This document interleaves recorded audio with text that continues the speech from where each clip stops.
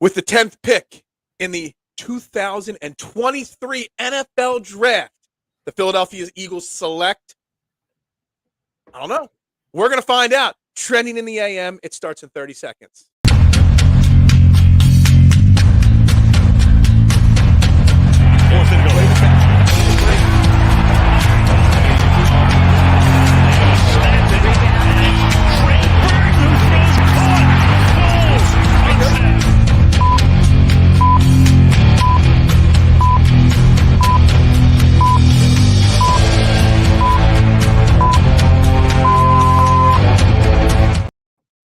And a very good morning, everybody, and welcome to Trending in the AM right here on Philadelphia Sports Network.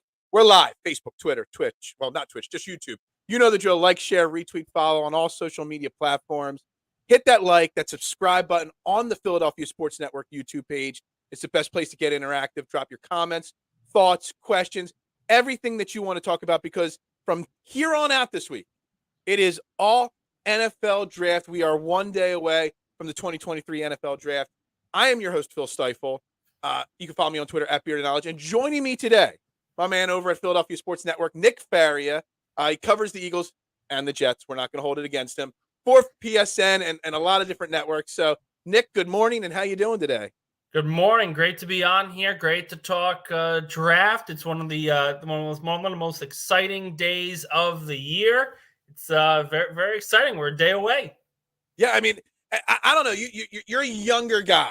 You know, we just got to introduce ourselves before the show started. You're a little bit of a younger guy, but you've been covering sports for a while. You've been an Eagles fan for a while. And it's so funny because at this very moment, we are one day away from the draft. I'm 42, and I cannot remember a time where I was this unsure of what the Eagles were going to do one day before the draft. Normally at this point, I know it's going to be this guy or this guy. Mm-hmm. Or maybe there'll be a trade or a trade back, but that's it. Like, I have no clue what the Eagles are going to do right now. And it adds almost like an element of excitement for tomorrow, because it's like tomorrow's Christmas morning almost, because we're going to open up a present and we don't know if it's going to be a Nintendo or a Sega Genesis or a box of crayons at this point. Well, and I think the beauty of it is, and really the only year that we can draw a comparison to is 2017. They win the Super Bowl, but they had the 32nd overall pick. We were waiting for the defending Super Bowl champion Philadelphia Eagles select. We never got that because they traded out of the first round. They have the 10th overall pick. I think people kind of forget this, where this was the best overall roster in the NFL last year, and they have the 10th overall selection. So it's not so much that no one knows where they're going to go. It's that the holes that they have aren't really a massive hole like other teams have that are in the teens or in the top 10. This is a team that's set up for the future and set up for now. So when you look at that perspective, it's, hey, we could go this route, we could go this route, we could trade out, we could trade up. And when you have that versatility as an organization, that makes you so much more dangerous. I saw a report last night saying no one knows where Howie Roseman's going to go, but everyone is fearing for their lives. I mean, that's the standard for what Howie Roseman has built right now for the Philadelphia Eagles, and that's where the team is right now. They have the majority of the major picks and positions filled out, ready to go for the start of the 2023 season, and now it's just figuring out the additional pieces that are added in. And when you look at it from that perspective, flip a coin. Any pick that they go with is going to potentially work out at 10. So I want to bring up something, because you mentioned we got 10. I mean, it's crazy to be in that position, having just played in the Super Bowl. And last week I had Brendan Deeg of The Score on, and also he covers the Eagles. And he brought up a very interesting point that kind of links to that. You know, the Eagles are not going to have the 10th pick or anywhere near the 10th pick in the draft for the foreseeable future. This is pretty much it. You get blue chip prospects in that top 5, top 8, top 10, guys that can make an immediate impact. And there's almost a little bit, he said there's almost a little bit of pressure that Howie has to get an elite player that can make an impact, because next year it's going to be the 30th pick. The year after that, the 29th pick. The year after that, the 32 pick. You know, it's going to be constantly there, where it's a coin flip what you get. You got to get somebody good. And that brings to the first name on the table, and that's Jalen Carter. Like, you're not going to have the opportunity to draft a guy like Jalen Carter next year. Well, you know, here's the thing. So that's the thing, though, Phil, because when you look at that, and obviously the thought process is you're never going to pick at 10 again because this team is really good. I don't know if that's the case. And this is where we talk about the versatility. We have potentially five quarterbacks going in the first round. Four of them are expected to go in the top 10. Let's say, for the sake of it, Anthony Richardson falls down to 8 or 9, and the Eagles have a chance at 10 to have the option of, I'm not saying they're going to draft a quarterback. They're not going to, but Anthony Richardson falls to them at 10. What happens if a team like the Tampa Bay Buccaneers or Washington Commanders come calling and saying, we'll give you a 2024 1, our current first-round pick, and let's call it a deal? If you're Howie Roseman, you are running with that trade because, yes, having the 10th overall pick and the potential for Jalen Carter is awesome. We're talking about a blue-chip player. A lot of people were thinking he was going to be the second overall selection in this year's draft before all the draft hoopla started. But if you can secure the 2024 draft, which a lot of analysts are saying it's one of the best in recent memory, you're looking at it as, wait a minute, we have 2 first-round picks this year. We could have 2 first-round picks next year and the Saints 2024 pick in the second round next year anyway. So, yes, the 10th overall. So you're saying there's a chance that we could be going through this same process again next year. And it could be even better because as Washington is always a competitive team, but Tampa doesn't have Tom Brady anymore. And before Tom Brady, that was the worst franchise in terms of winning percentage in NFL history. Whether you trust Baker Mayfield and Kyle Trask or not, whether you trust the roster around him, that is an aging roster. There's no guarantee that they get anywhere close to 6 wins next season. And if that's the case and Tampa comes calling for Anthony Richardson, Richardson is not going to be ready this season. Everyone talks about him being a project. This could be a golden opportunity for Howie Roseman to say, I am going to own the draft by not making a pick. And that's why everyone's so terrified, because Howie Roseman with the 19th pick, there's a lot of options they could go to. Kalia Cansey, the defensive tackle from Pittsburgh, is a guy that you can really think about. But what about next year? Right. Maybe, what happens with Devontae Smith? What happens with A.J. Brown? Both of them are going to be under contract. Do you add in a player in a top 5 pick like Marvin Harrison Jr.? Well, Marvin Harrison Jr. in the slot with A.J. Brown and Devontae Smith as receivers, and you kind of let Goddard, go off, and you don't spend that guy on a tight end, a backup tight end. There's a lot of options here, and this is why I say Jalen Carter, great pick. If the Eagles select Jalen Carter, this is an A+ draft for Howie Roseman. But that's not the only place they can go. I love what you're bringing to the table here, because everybody's just talking about 2 names right now, Jalen Carter and Bijan Robinson, and that's it. And you're bringing now you're confusing me even more on what might happen right now. Yeah, you're just throwing a whole new wrinkle into the equation. And, I do remember a few weeks ago talking about 19 and, you can move back to 19 and trade with, Tampa Bay there. So then based off of what you're saying, we'll get to Bijan. I know, Frank, you brought up Bijan Robinson there in the comments. We'll get to Bijan in a minute. Sticking to Jalen Carter for a second. In my mind, Jalen Carter isn't there at 10. Most likely he has gone 6, 7, 9. I don't think he gets past the Bears at 9. Then are you in the camp that you're not trading future assets to move up to get Jalen Carter then in the scenario, because of the scenario you just laid out? And look, Phil, you're absolutely right. There's a lot of places they can go. And I'll be quite honest. If the Eagles get Carter, Skoronski, Johnson, Bijan, I was thinking of another, and Nolan Smith, any of those 5 players, and I think they come away very happy for the draft. And I think it's very hard to look at the draft and say, well, this was bad, they shouldn't have done this. Any of those 5 picks, and you're saying, let's move. Any of them, perfectly fine. With Carter, it gets a little interesting because it sounds like the top few picks are beginning to get established. The expectation is Bryce Young is going to go number 1 to Carolina. The expectation also is Tyree Wilson is going to go number 2 over Will Anderson to Houston. That could happen. That could not happen. But the running rumor right now is Wilson is going to go before Anderson, which was seen as unheard of before the draft hoopla started. At 3, a lot of people expect the Cardinals to either trade down or take Paris Johnson. Then that opens 4 to Indianapolis. They're going to take a quarterback, whether it's Levis, Richardson, Stroud, any of those guys. And again, we're just mapping out the draft. So you think about that. And then you go to Seattle. Now, if Indianapolis takes Will Levis, Seattle has already said, and Todd McShay said this yesterday, that Seattle is not looking to draft Jalen Carter. So now you move to number 6 with the Detroit Lions. And if Will Anderson is not the pick for Seattle at 5, and they take Anthony Richardson, I would have to think that Detroit is going to go Anderson over Carter at 6. Okay. Then you move to 7. And what's the 7th overall pick? It's Atlanta. No, it's not Atlanta. It's Las Vegas. Yes. Vegas is taking a quarterback. Whether it's, and from all intents and purposes, it seems that Stroud is going to fall to them at 7 using this basic board. Should that happen, you've got 8 and 9 and 10 with Carter still available. Atlanta has bolstered their defense. They could take Carter, but a lot of rumors right now are centering around Bijan Robinson. So they go to 8. Let's say they take Robinson at 8. Now, all of a sudden, you're talking about the Chicago Bears at 9. They are in desperate need of offensive linemen. They're in desperate need of a lot of positions. They could easily take Peter Skoronski from Northwestern and have Jalen Carter fall to them at 10 without needing to trade up.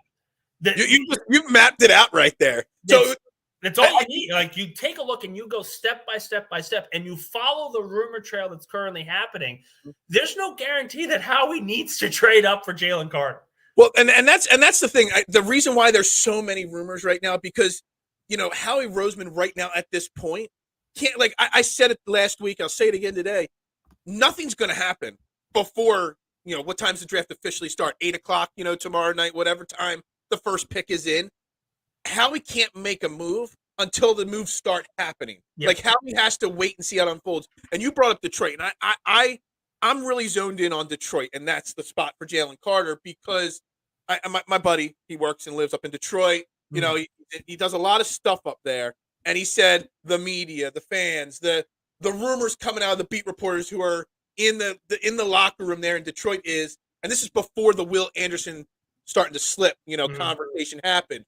He said that everybody in Detroit fully expected Jalen Carter to be the pick for Detroit. Now, this is, like I said, Will Anderson might change that narrative a little bit, but, Jalen Carter going to Detroit, if you wanted him, I kept thinking to myself, you had to pass Detroit. And that's where I don't know. What I would be willing to trade with Seattle at 5 to jump Detroit. Like, are you really risking everything to get him? But then you keep thinking about what kind of a blue chip prospect he is and all that, so you kind of don't want to. So there's so much that goes into it, but you can't make those decisions till you see what Houston does at 2, till you see who trades with Arizona at 3, till you see what all these teams do in the first 5 or 6 picks. So that's where the unpredictability of tomorrow night's going to come into play, that Howie has to wait to see how the first 4 or 5 picks happen and then be ready on the phone with deals with all these teams that if he wants to move up, he can. Well, and I think the other piece to it is when you're moving up from 10 to 5, you're giving up a certain percentage of assets. And I think the question is, would the Seattle Seahawks take the 10th overall pick? Would they take probably the Saints' second round pick next year and a 4th or a 3rd round pick in this year's or next year's draft? That's going to be the question that Seattle's going to have to answer.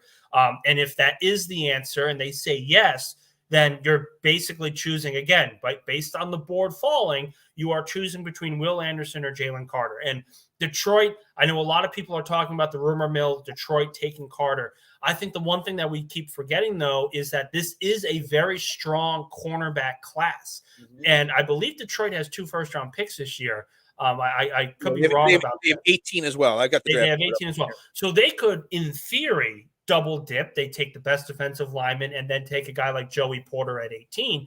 Or they could say, you know what? Let's get our corner now. Let's go with Devin Witherspoon. Let's go with Christian Gonzalez at 6, and let's just have that. They traded Jeff Okudah for basically nothing, and people are going to debate what happened with Okudah. Was he really that good? Was he a bust at the 3rd overall pick? Yada, yada, yada.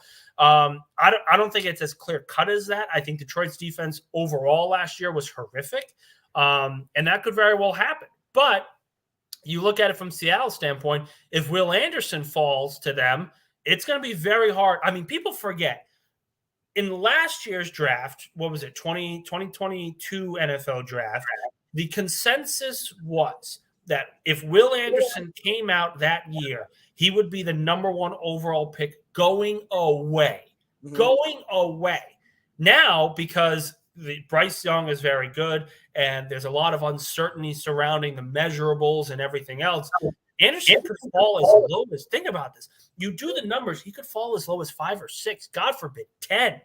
This is a tremendous, and it's nothing against him. It's not like he sat there and tested poorly. He tested perfectly fine. But this is the beauty of the NFL draft, where some teams want to outsmart everyone else and go for the intangibles and measurables. And listen, Howie Roseman was one of those guys for a very long time. The drafting of Jalen Reagor was not he's this, he's that. It was all about, he really works well in the slot, and we think he's going to be a great fit for what we want to run on offense. And it turned out that it was one of the worst picks in franchise history because of the fact he chose fit over intangibles and the actual tape. The tape did not scream first rounder. And that was a fundamental mistake that Howie Roseman made throughout the majority of that stretch of poor drafting. Since then, the Eagles have gone through an organizational restructuring of how they handle the draft, and they go best available player. Trust the tape. Trust what you're seeing with your eyes and not through analytics. And that's how we got Devontae Smith. That's how we have Jordan Davis and Nakobe Dean and Cam Jurgens and Landon Dickerson. This team is set up because of this restructuring. So let's move on from Jalen Carter for a second, because Frank had a few minutes ago commented about Bijan Robinson, and I don't think there's been a player on the draft board that's as polarizing in Philadelphia as Bijan Robinson in the last decade, before the draft. And we just met today for the first time. I'm a trench guy. I'm always draft defensive line. You win it. That's how you win. That's how you build from what you build in out. What I mean? That's always been my philosophy for 30 years. I care about the line play the most. But I sweat every other day. I'm flip-flopping. I flip-flop a lot. But in Bijan Robinson, I'm flip-flopping even more. It's like one day I'm like, I would be so pissed if they took him at 10 because there's so much other valuable assets you could build from a 10. Then the next day I'm like, no, or you got to get him because he's a generational talent. Then the next day I'm like, well, why would you do that? Why are you going to pay a running back? I'm back and forth on him, nonstop.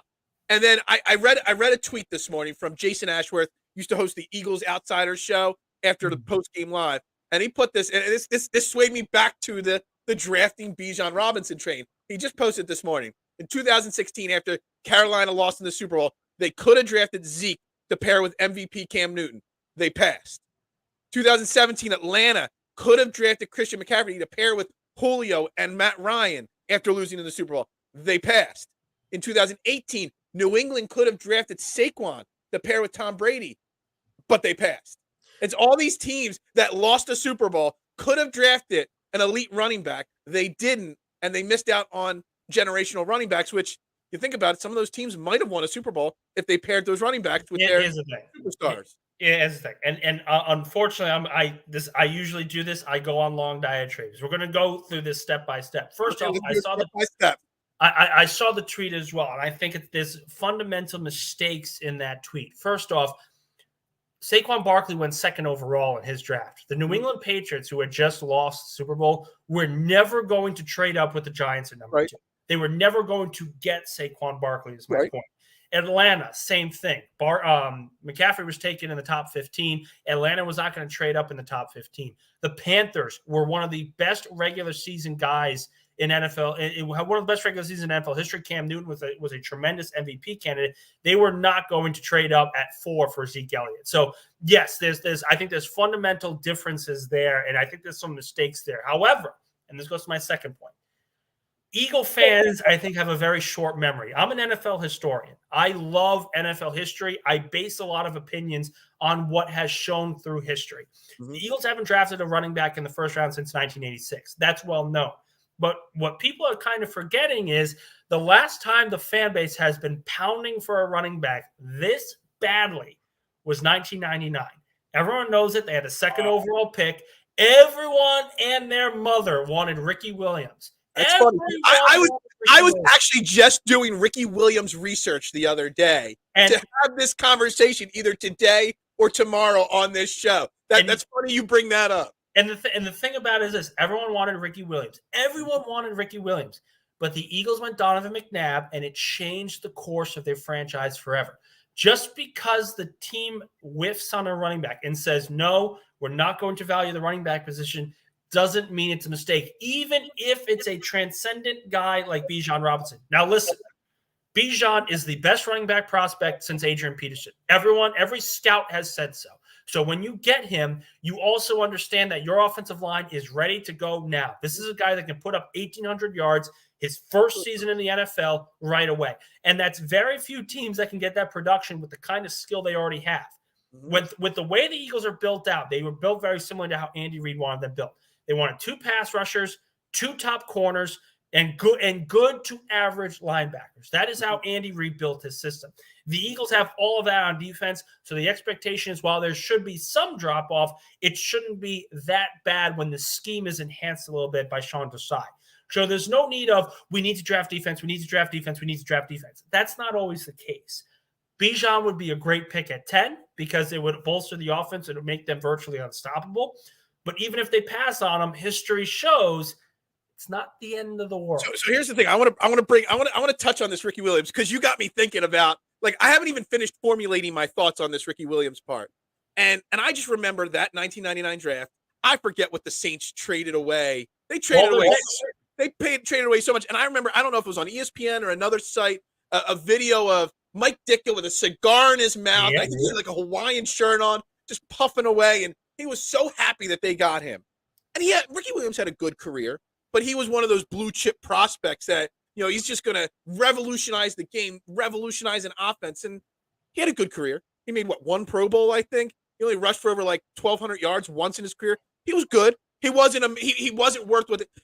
Is there any chance that Bijan, the hype that Bijan has, that Bijan's a really good running back, but he's not the generational talent that people are making him out to be, to change the narrative? Because no teams draft running backs in the top 10 anymore, not just the Eagles. So is there any chance that Bijan, because I don't watch college football very often. I don't start even looking into these draft picks till 4 weeks before the draft. You know what I mean? Like, I don't get deep into college sports like that.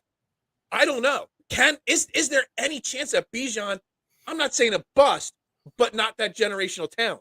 Well, here's the thing. When you look at the tape, and I mean legitimately look at it, you stare at it, you study it, you see exactly what everyone's been saying. He's a better pass blocker than Saquon was coming out. He's a better receiving back out of the backfield than Ezekiel Elliott was. And these are all really, really good guys. And I believe Peter has the perfect thought process. Anyone can run behind a row line. He's absolutely right. But based on that, why take a running back at 10 when you can get a 4th-round running back to put up 800 yards, Gainwell to put up 700? We forget the best offenses the Eagles have had in team history, they don't have 1,000-yard rushers. 2004, one of the greatest seasons in the Eagles' history. Brian Westbrook didn't rush for 1,000 yards. 2017, LeGarrette Blount was the leading rusher. He didn't get to 1,000 yards. They traded for Jay Ajayi. They had Corey Clement. They had a plethora of running backs that overwhelmed teams because they were built so well together. So if you draft Bijan Robinson, you're drafting him to run the ball 200, 250 times, kind of like Miles Sanders did last season. He's a better Miles Sanders, 1,000%. This would be an upgrade. You're talking to a big Miles Sanders fan here. And I said, as soon as he left in free agency, I said, you don't replace his 1,300 yards and his 11 touchdowns with a snap of a finger. But I can 100% agree with you that he's an upgrade. Yeah, he's a massive upgrade over him. But even then, it goes down to when the Saints made that trade for Ricky Williams, they traded their entire draft of the 1999 draft 1 through 7, and they gave up picks 1 and 2 of next year's draft in 2000. And that sunk the franchise for a very long time, and it didn't really recover until Sean Payton came in 2006 with Drew Brees. It took a long time for them to really recover from the disaster that happened. But that's kind of the trick in the trade of the NFL draft. Any of these guys could be a bust. The Eagles could trade it for Jalen Carter, and Carter's got a lot of off the field flags. There's a lot of red flags that you have there, but you have to trust the tape. And when you trust the tape and it shows you, hey, this guy is not able to be stopped when he is healthy, you need to take him. Then you go and say, okay, look, let's see how the board falls. Because, again, the Bears need offensive line help. They also need a running back. They could take Bijan at 9 and leave Skoronski there for the Eagles at 10. And if the Eagles take Skoronski, they have arguably the best offensive lineman of their class playing guard at an all-pro level. Again, there's a lot of different ways you can go. And this is why I say, yes, Bijan is a very sexy pick. It's probably the sexiest pick the Eagles will have made since Devontae Smith at 10. Absolutely. That being said, having the most sexy pick isn't always the way to go. It's kind of the way how free agency works. Everybody freaks out on the first day of NFL free agency when the Eagles don't sign the biggest name.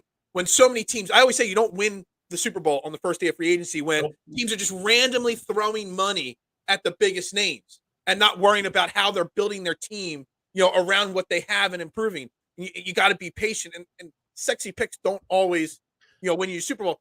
But I still firmly believe, no offense to the guys we've got, Kenneth Gainwell, Rashad Penny, I know he's really good, and I know our offensive line is great. Boston Scott's good 2 games a year. I still think our running back group does need some kind of an upgrade. And I know Eric's saying go with a mid-round running back. I don't know who this guy is because, again, that's beyond my pay grade, knowing 4th and 5th round draft picks. But I still feel like they need a guy like Gibbs or Bijan, or I forget, Brendan Deeg compared one of the top running backs to Shady McCoy. And ever since Brendan Deeg said that, said he's very shifty and whatnot. I think he's talking about Gibbs because of shiftiness. It's very Kamara. As soon as I heard the word Shady McCoy, I'm like, okay, I'm good with that. I still think that the running back, even though we have the best offensive line in football, you just gave $255 million to Spears. I think he also mentioned Spears in his conversation there. Both of them have very McCoy-like shit. It's like second roundish, he was saying. Yeah. You have the best offensive line in football. You don't have a great running back group. You don't want Jalen Hurts, who you just paid a boatload of money, running 18 times a game, 14 times a game. You want to invest in that running back so that you're protecting your investment in Jalen Hurts to an extent. So, I'm okay if you don't take Bijan at 10, but you still got to upgrade that position with something better than a mid-round running back that could be Donald Pumphrey, the last mid-level running back that Howie Roseman drafted, or you need something else there is what I'm getting at.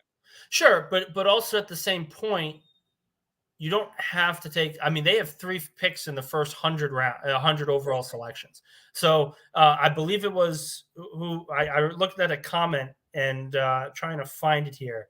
But in the second round, if they take Tajay Spears, that's a great pick in the second round. What was it, 60, right. 62 overall, something like that. So they could easily go that route as well and say, hey, we're going to bolster our line at 10 and 30 and say, hey, let's do this. And then we're going to take our running back in the second round, just like they did with Miles Sanders. And I think the one fundamental reason why I think running back's a little overblown is why that's the case. In 2018, when the Eagles, they won the Super Bowl the year after, Carson's coming back from his torn ACL. He dealt with that back injury. But a lot of people forget that the Eagles running back group was decimated with injuries. Jay Ajayi didn't play the entire year. I think he had a torn ACL after week 1 and was gone. You had Corey Clement gone for the year. I mean, the team's leading rusher was Josh Adams. And Josh Adams, really nice guy. He's not a leading rusher for a Super Bowl winning team. Which is why they doubled back and drafted Miles Sanders in the very next draft. So when you look at it from that perspective, people kind of forget that the Eagles' offensive line in 2018 was also decimated with injuries. Big V was gone. Brandon Brooks had been dealing with injuries. You didn't have Jason Peters for most of the year because he was always hurt, when he got past the age of 35. He's still watching this show right now. And let's be honest about it. Anytime, and I heard this said, I think it was Frank that said it from the Inquirer. He said it perfectly. Anytime the Eagles have struggled throughout a year, it's because their offensive line got hurt and they didn't have the depth. 2020 is a perfect example. 2012 was an even better example. The entire offensive line was decimated. They ended up winning 4 games. And who did we draft in the first round the year after that? It's a 10-year anniversary. Yesterday was actually the 10-year anniversary with the 4th pick in the 2013 draft. The Eagles select Oklahoma tackle Lane Johnson. And the rest is history right there. But this is kind of where I'm saying where the Eagles, and again, we want Jalen Carter. We want Bijan Robinson. All of this stuff we want. Is it going to happen? We don't really know. But the Eagles have been so successful, particularly in the second run with Nick Sirianni and Jalen Hurts, and even with Doug Peterson and Carson Wentz, when they say we are going to overwhelm the offensive line and defensive line of opposing teams. And when we have 200 yards of rushing, you're going to look at us and say, I don't know how to stop these guys. They're just unstoppable. So again, I had this article before of maybe offensive line isn't the need we think it is because of Jeff Stoutland being the offensive line coach. But how often do you give Jeff Stoutland a shiny new piece, all-pro, right-away guy that can step right in there and get the job done at 10? If Skoronski is drafted at 10 or Paris Johnson is drafted at 10, and you have the guy who can start at right guard or right tackle should Lane get hurt because he is getting older and he's not going to always be healthy, I mean, it blows my mind. If Skoronski is the pick of 10, we've got a bunch of running back questions. We're going to get to them in a second, Kevin and Peter and stuff. We'll get to them in a second. But if Skoronski's the pick of 10, when I come on this show Friday morning, I'm going to literally stand up and give a standing ovation because I love offense. And you can never have – I just think about 2020 over and over again. How bad – we have like 13 different starting line, configurations that year. You say Lane Johnson's older. He's missed some time lately. Look, no offense. We all love Jason Kelce, obviously. But how much longer can Jason Kelce not miss games? So you don't want Cam Jurgens moving over to guard. You got to keep, grooming Cam Jurgens to take over because the odds, the numbers say that there's a chance that Kelce maybe gets hurt this year just because of his age and whatnot. So you need that depth on that offensive line. That's how you win a football game. That's how you have the best offense in football. The one comment here that I will say from Philly Eagles fan, he's saying all in on Bijan, especially since the Eagles are focusing on having an elite offense. They want to protect Hurts. We kind of also forget, especially over the last couple of years, a lot of scrambling quarterbacks have gotten hurt over the last few years, and that is what Jalen Hurts is. Whether we want to agree or disagree, a scrambling quarterback can get it done. Just as many dropback quarterbacks get injured as running quarterbacks. This is 100%. This is kind of where I'm going with this. A lot of quarterbacks, especially just look at Lamar Jackson this year, the ultimate scrambling quarterback this year specifically. He got hurt in the pocket. It is so important to have that offensive line at every position that can overwhelm a defensive line one-on-one. When you have that, you are letting Jalen read the defense. And that is something he did so well in 2022 and 2023. He was so good at taking his time, reading the defense. He wasn't going to gamble with a 5-yard out route just because the pressure was in his face. He wasn't going to do that because the pressure was really in his face. That's a huge fundamental point. Yes, you want to protect your quarterback, but protecting your quarterback means making sure he's upright. Right. Absolutely. So all these running back questions and comments coming in, basically, we'll kind of group them in together because we got about 15 minutes of your time left until I got to get you out of here. Bijan at 10 or any running back in an elite pick, which is basically the first or second round. What do they have to do to be successful? If we draft one of these elite running backs, who's the odd man out? What do you think? First off, let's get to that. If we draft a running back, who's the odd man out? I mean, to me, it could be Penny, just because his contract's a little cheaper. It wouldn't cost as much to get rid of him. Could be Boston Scott, the odd man out. I don't know. But what would it take to consider it? Like if Bijan's drafted, we joked about the Ricky Williams not living up. If Bijan Robinson's drafted at 10 and has a career like Ricky Williams, then is that considered a successful pick? Or is it's an absolute bust. It's an absolute bust if that happens that way. Because if you're going to draft him, you are drafting him for the Zeke Elliott kind of career. Right away, starting out fast and then sort of tailing off at the end of it. You don't give him that second contract. And that's a gamble. That is an absolute gamble if you're going to do that because you get him for 5 years, you run him into the ground, and you say, okay, thank you. Have a great career and whatnot. And then you leave him be. But when you look at it from that perspective, it's okay. Jalen Hurts' contract, starts, getting really, really bad and really, really big. What was it, 2027? I think it was 2027. So that's 4 or 5 years from now, right when he's coming into his contract. They would have to make a decision on that and be able to determine if that's really worth it. The 5th round option for first round picks is always very important, but a 5th round pick for an offensive lineman offers a lot better value as opposed to a 5th round option on a running back or a defensive lineman or all that other stuff. Yeah, I mean, it makes perfect sense. Gibbs is a better fit than Dijon, whatever you want to call him there. I mean, I don't know. I mean, it just depends on what you value and where picking them, because you don't have to take Gibbs at 10. I want to touch on one other rumor that with this 10th pick that's kind of been circulating just in the last couple of days, and that's wide receiver, and that's Jackson Smith Najoba. I don't even know. I'm terrible. Whichever. Najoba. I don't know. I prefer to mispronounce the names because it gives people in the comments a chance to make fun of me. But JSN is what I'm actually rolling with. JSN, rumored that maybe they're thinking, and it's funny because literally 2 months ago, I joked, who's the best wide receiver in this draft, and the Eagles might target that person at 10. It's far-fetched.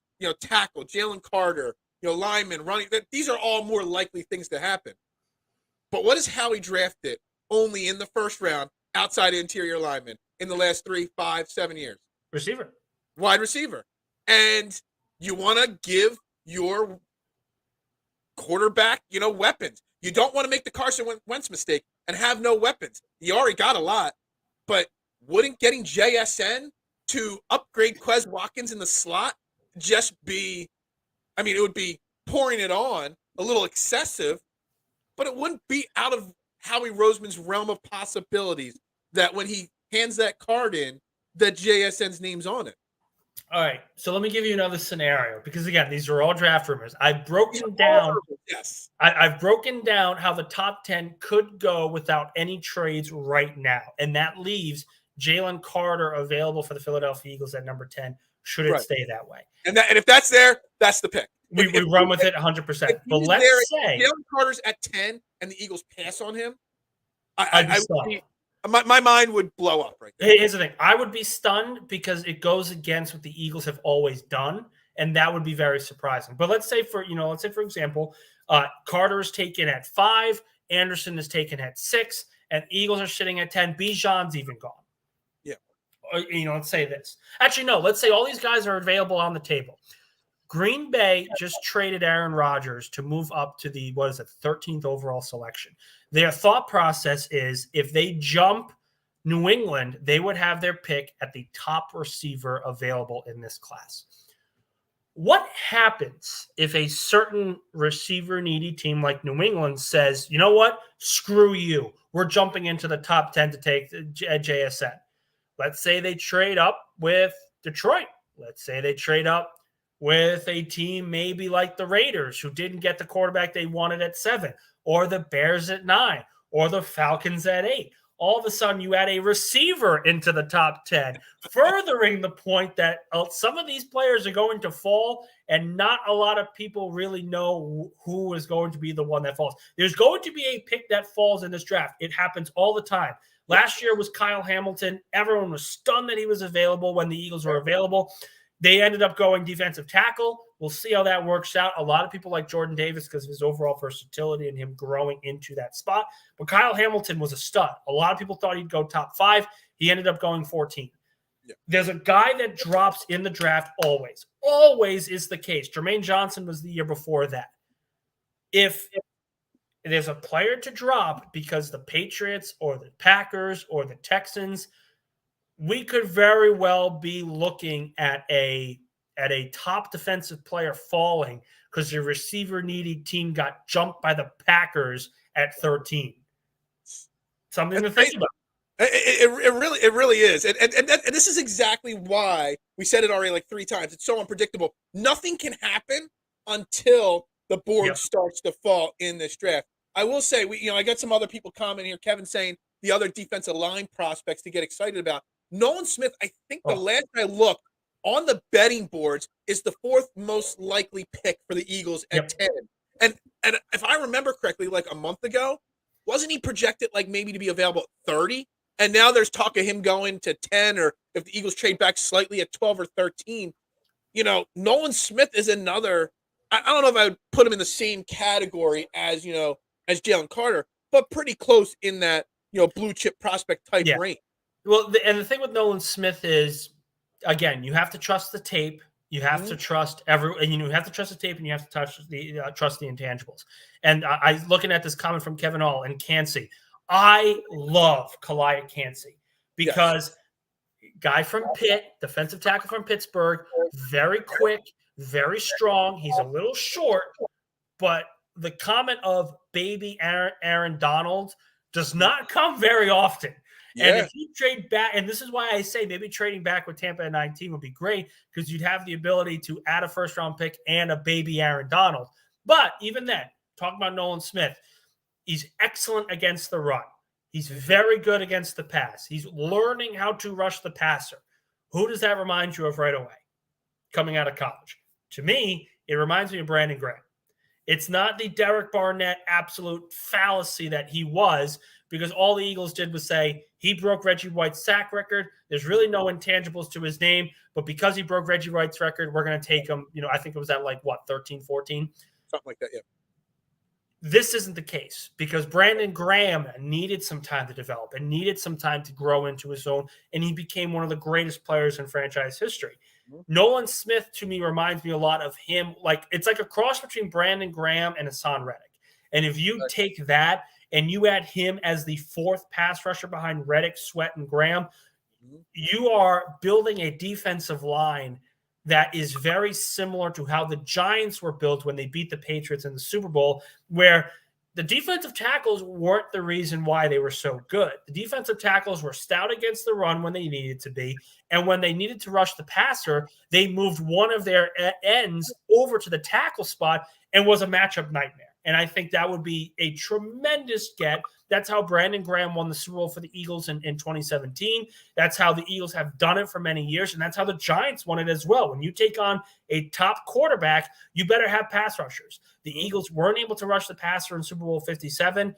That's going to be a big, big cause for concern going into this next season. This is Jazz Fusion's comment here. Smith is a pure edge who could play off ball. Cansey's rush specialist. You can't take him that early.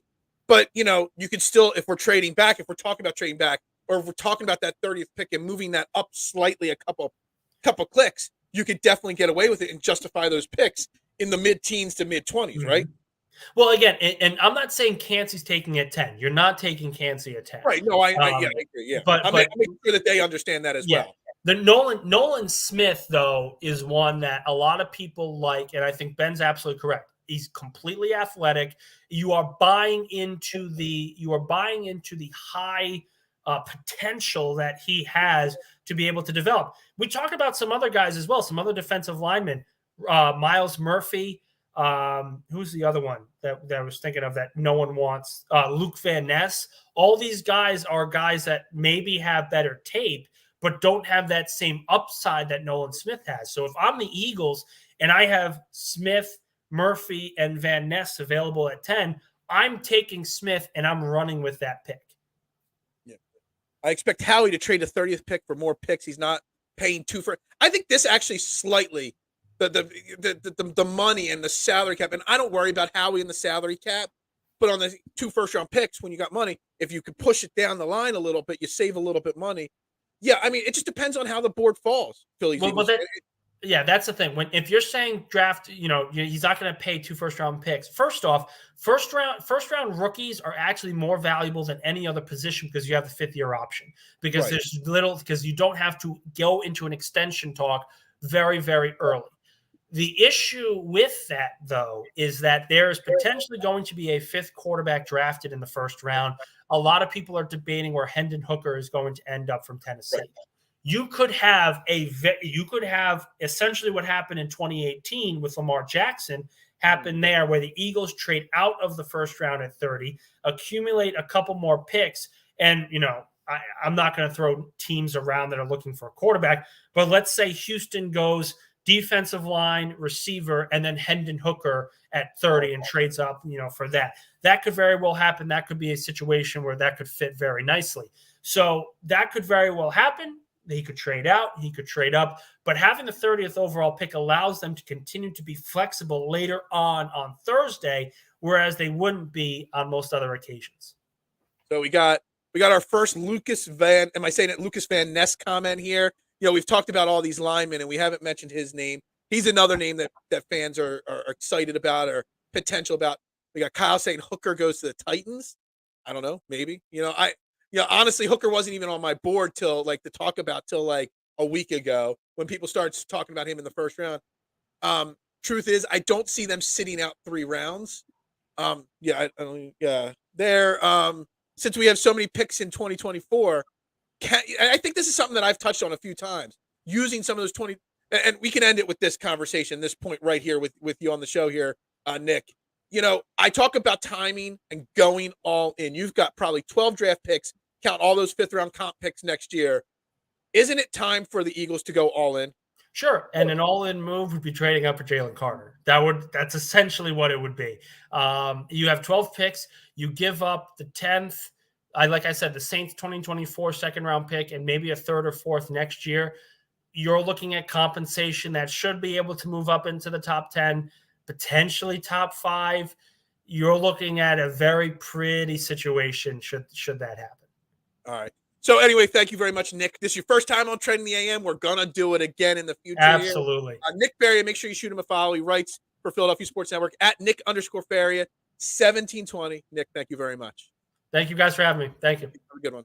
That was Nick Faria. Let's reset for a second. I got about 10, 15 minutes of the show. We're going to roll through some of these comments here in a second.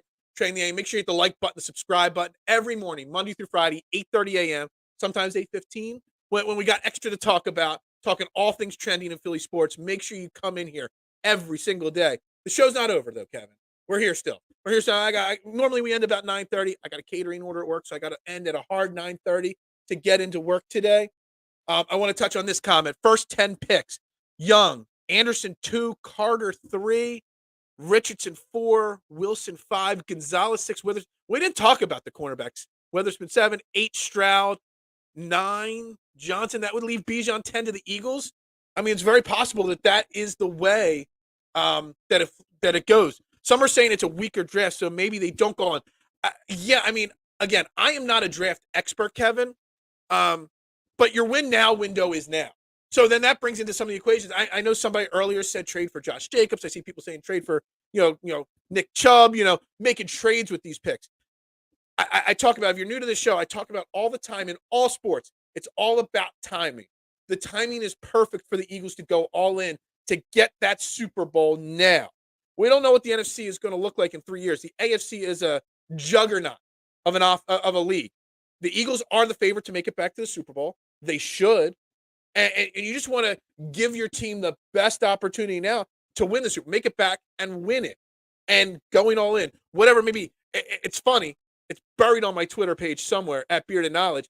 I found a way to trade all of next year's first and second round picks and the first round pick the year after that to find a way to get Jalen Carter, JSN, and Bijan Robinson all in the first round. Insane, stupid. But what I'm talking about, it's the joke is more about the theory of being all in, maximizing that window while you can, maximizing Jalen Hurts when he's on his cheaper portion of his contract, and getting that Super Bowl right now. It has strength. I mean, the defensive line. You look at it when we won the Super Bowl in 2017. We won with a strong rotation on defensive line. Fletcher Cox's best years were when he was averaging 55, 57% of the snaps on defense. So they were doing that rotation there. And, getting a guy like Jalen Carter or Nolan Smith or multiple guys to beef up that line to keep the rotation going. So Jordan Davis, your new Fletcher Cox, can stay fresh every game. Very important. Your competition 49ers got weaker. I don't know if they got weaker. They didn't get a lot better. We'll see about that. But, I think it's still the Eagles head and shoulders above everybody else in the NFC. Feels good to know how he tries to win every year. Yeah, absolutely. And he knows, and he's learned. I was one of those people, Kevin, just like everybody else, 2, 3, 4 years ago. Fire Howie, he's the worst, blah, blah, blah. But Howie has evolved as a GM. Howie has evolved as a manager of this organization.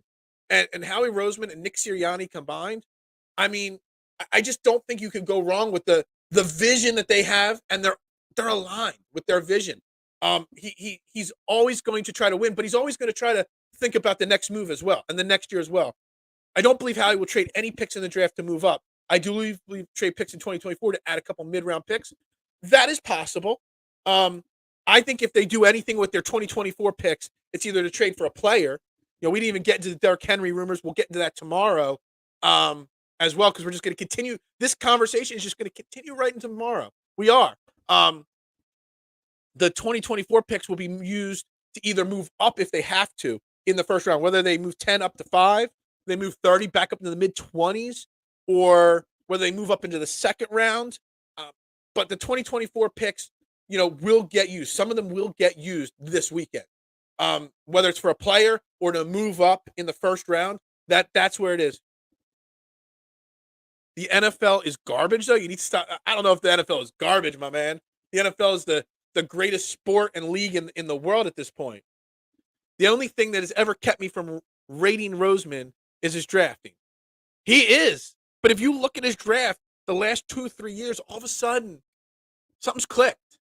I always give the credit towards, Ed Kratz from Sports Illustrated, because he's the one that asked Howie why he doesn't draft Alabama and Georgia players early in drafts. Then all of a sudden he goes, Devontae Smith. He goes, I'm losing all my train of thought. All of a sudden now he's drafted 2 or 3 Alabama guys and Georgia guys. So he's getting better. And you look at his last 2 drafts, they've improved massively. I don't even think Howie knows what he'll do. He doesn't. And that, I think, is what is so intriguing about this draft. So intriguing. Because until the first pick is made, and then the first pick, we kind of know what's going to happen. Until that second pick's made, and then the third pick's made, and then it starts falling, who knows what's going to happen? And I think that's what's so intriguing right now. Howie's got probably phone calls into 5 different teams right now ahead of him in the draft. If this happens, what's it going to take to make this trade? He's also probably got 5 phone calls into teams after him. What's going to happen? If this is what's going on, I don't mind trading back. So much is going to go on. Okay, I got you. So do we need to even look at – yes, because Zaccheaus, really good wide receiver. I think he's an underrated pickup for the Eagles, but he's a better option at 4. He's a better option than Quez Watkins at 3, in my opinion. But if you can get JSN and Zaccheaus as your 3-4, now all of a sudden Quez Watkins is your 5. Now you got the best wide receiver unit in football at this point. He already told you it's a poker game. Absolutely. That is what the draft is. The Eagles drafted a lot. Imagine Will Anderson. I know Nick Faria just mentioned that. What if? That would be insane. Like, I haven't even comprehended that thought, because till about 30 minutes ago, I didn't even know that was even an option. Now what's the question? Like, totally would not happen. What if Will Anderson and Jalen Carter are both sitting there at 10? Then what do you do? Every AFC team would, I don't know about that. Snap him up. Yeah, if Will Anderson falls, you snap him up. But, Jazz, what if Will Anderson and Jalen Carter are there? Do you trade back 2 spots, 3 spots, and hope which one of them falls even further, you get him? Or do you flip a coin? Like, I didn't get to it with Nick there. We had a limited amount of time today with him. But even the red flags with Jalen Carter, if Will Anderson's there and Jalen, you got to take Will Anderson at this point, right? It's kind of crazy. It's kind of insane to think where we're at with this team and the amount of possibilities. And the thing is, no matter what Howie does with pick 10, whatever he does, we're still primed to make another run towards the Super Bowl because of the way the NFC is set up. Anderson is the cleanest defender in the draft. I like that. I like that way you described him. Cleanest defender. He's the most, would you say he's the most blue chip player, the most immediate impact? Because what I want, and I'll just say this, Jazz, and this is a great way to end the show for today. Like I said, I got to get to work today a little earlier than normal. I want a guy at 10, at 12, at 8, whatever it is, that makes an immediate impact on day 1, week 1, whoever we play week 1. I want that player playing every day and making an impact. I don't want projects. I don't want like Skoranek is a great pick, possibly, if he's going to play guard. But if he's not going to be guard, I don't want a guy that's just going to be a depth piece or a project. I want a guy that's making it. I don't want a Jordan Davis that might be a project. I want a guy that's going to be an elite player from day 1. Will Anderson seemed to struggle against some first-year O-line. Again, I don't know that for sure. We all thought Nakobe Dean wasn't going to be there for us. Absolutely. I expect big things from Nakobe Dean next year, starting for this Eagles linebacker core. Carter is the best talent, elite, but a chucklehead. Yeah, the background check. Look, there are people. My man Mark, who comes on the show with me from time to time, he's out on Jalen. He says if Jalen Carter's there at 10, he passes on him because he doesn't want that. I trust in Fletcher Cox, Brandon Graham, Hassan Reddick, Darius Slay, all these veterans, James Bradbury on this defense, and the leadership and the culture in this organization. If Jalen Carter is there and their pick, I think the outside issues, awful things that he was involved in, I think he matures and he gets past that with the veteran leadership and the culture that is here in Philadelphia. I truly believe that. I truly think that's the way it is. With that being said, again, everybody watching, thank you so much. So many people tuned in today. I love it. I had 30, 40 people watching at one time. Never had that many people watching live on YouTube at one time on my show. I appreciate it. Like, subscribe, follow. We are live every day, and my goal every day is to bring every one of your comments onto the screen and discuss what you want to discuss, and that's it. This is Trending in the AM. I am Phil Stifle. Follow me on Twitter at Beard of Knowledge. Check out my T-shirt site. We got lots of great things. Support local podcasters. It's my new favorite thing and phrase to say in this business here. And one day you will mention the stars. Yeah, something like that. Maybe. I don't know. I promise you. You tell me. Send me a message. You tell me, when they're playing and there's no Phillies, Eagles, or Sixers playing, I'll watch a Stars game. And we'll talk Stars one day. Maybe. I doubt it, though. I don't really have time for more sports in my life. My wife already hates me because I talk too much sports and watch too much sports. Anyway, we're going to wrap up Trending the AM right there for Philadelphia Sports Network. I am Phil Stifle. You have a great Wednesday, everybody. We'll be back tomorrow. Tomorrow's the NFL draft, guys. Tomorrow is the day that we find out all the answers of this first round. Everybody have a great day. We'll see you tomorrow.